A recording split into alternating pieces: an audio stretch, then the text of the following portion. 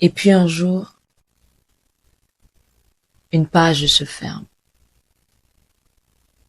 comme si le chapitre n'avait plus rien à raconter. On regarde les mots lentement tomber sans pouvoir les rattraper. On se heurte au poids des pages qu'on essaye en vain de retourner.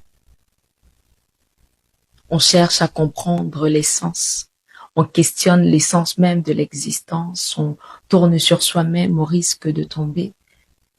Ou alors on abandonne simplement le livre alors qu'on commençait vraiment à s'y intéresser. Et puis un jour, une page se ferme.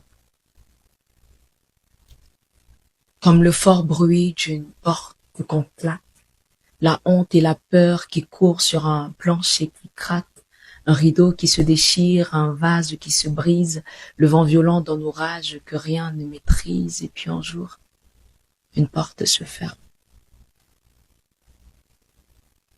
ne laissant derrière elle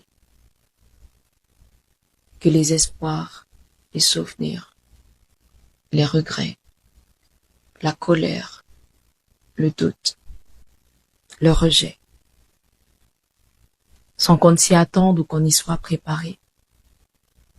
Elle se ferme en portant avec elle le scénario qu'on n'a pas su anticiper. Et le monde, quant à lui, continue de tourner. Sans ceux qui partent, sans ceux qui s'éteignent.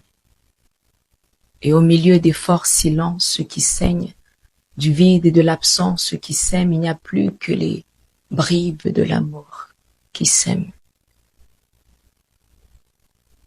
Brisés, abîmés des temps modernes, écorchés sont les cœurs qui souffrent.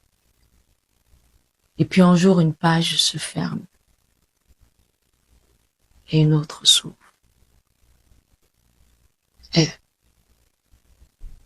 Quittale.